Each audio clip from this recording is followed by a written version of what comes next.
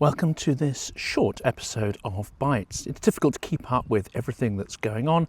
That's why I am going to try to put out short episodes every day as well. Before we get into it, please do help out with the drone campaign that we're doing at the moment. It is my birthday, so if you do want to show your appreciation for what we're doing, please do donate to help source night drones, which are critical to help Ukraine remain resilient. In this episode, we're going to be looking at some comments that were made by General Valerii Zaluzhnyi at a recent event, and this will be a pretty short episode, as I say. Valerii Zaluzhnyi has commented that Trump is destroying the world order. The following episode is based on comments made by General Valerii Zaluzhnyi, former head of the armed forces of Ukraine and now in the role of Ukrainian ambassador to London. The occasion of these remarks was the 2025 Chatham House Security and Defence Conference held on 6th of March 2025. The event is intended for senior policymakers, business leaders and international security experts to provide thought-provoking discussions exploring the tools needed to equip military forces for an increasingly insecure future.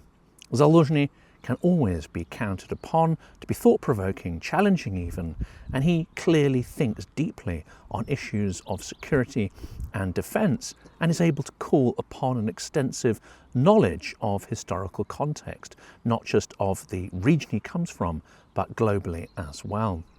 The theme of his address can be summarised in a short yet impactful sentence which he began with. He said, maybe this, what we're seeing, is an attempt to revise the existing world order. The attacks on Canada, Greenland, Mexico, the launching of chaotic and capricious trade wars, and all the other toxic nonsense from Trump hint at chaos. But there does seem to be method and purpose underlying that: to degrade American power and the international order that has been in place since the end of World War II. Obviously, for Ukraine, he said, it is difficult on its own, albeit with the support of partners, to fight against the axis of evil. But we have been fighting, and as the war in Ukraine has acquired characteristics of a global war as it's gone on. To those who are not paying attention, the full-scale war in Ukraine already has the character of a world war. Russia, North Korea, Iran and China are either directly participating in or enabling a war of aggression to change sovereign borders in Ukraine. Raigned against them, but with only partial commitment, are the main democratic nations of the world. Now the US seems to be leaning on the scales in favour of Russia and the axis of authoritarians. Zaluzhnyi goes on. Its results of the war, he means, could have been predicted, and these results are obvious even now. As a result, the United States of America, China, Russia and Europe have proved to be unprepared for such a global war, of such a level of intensity and such a protracted war as well, including the human and technological losses involved in the war. Well, the General is right to point out the level of unpreparedness for such an intense and large-scale conflict on the part of all the participants. The US and Europe are trying, I believe now, to learn about the advances in military hardware, techniques and strategy, though perhaps not with the intensity that the situation demands. And they're doing this for purposes of reinforcing defence and deterrence, well, mostly. But the untold story is also how North Korea and China especially have placed huge numbers of monitors on the ground to learn the techniques of 21st century technological warfare and an accelerated innovation cycle that this demands, not for defence, but for offensive capabilities.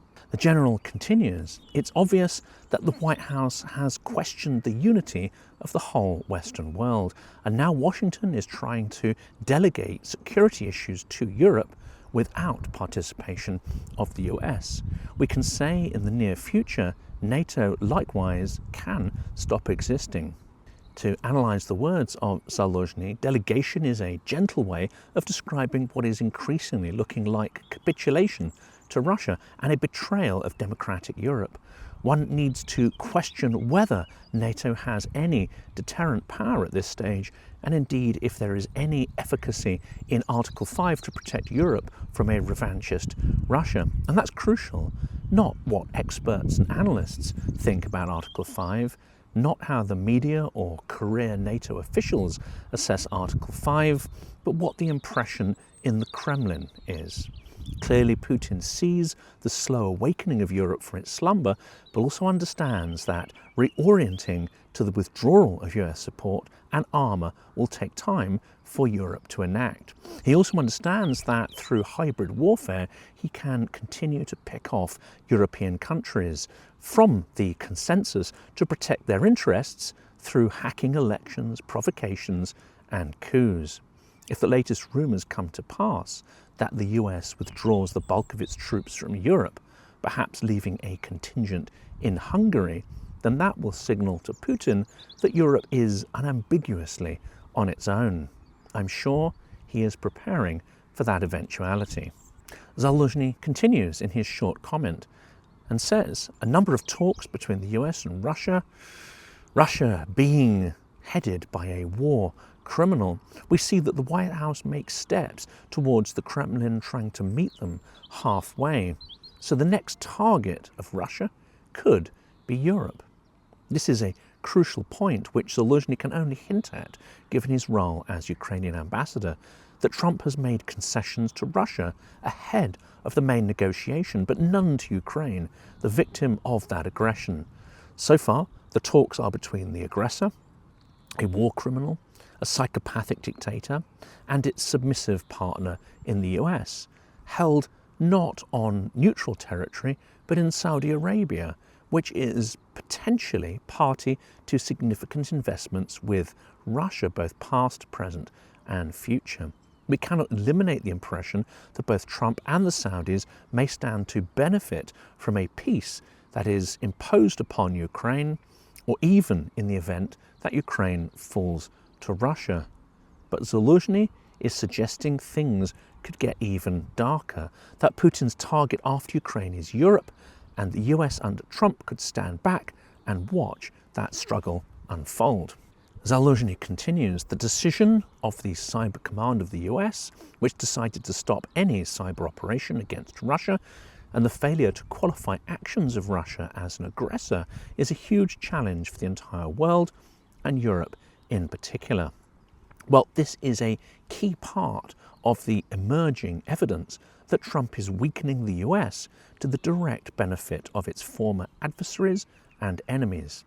I list other points of evidence in my recent episode, Captured by Lies. Every day seems to bring new evidence that Trump is prepared to weaken allies to the benefit of Russia by withdrawing not just direct military support, but satellite data, targeting data, satellite intelligence, and now support for the targeting systems within the F-16s that Ukraine is using. Remember, these F-16s were provided by European countries that purchased them from the US, not directly from the US itself.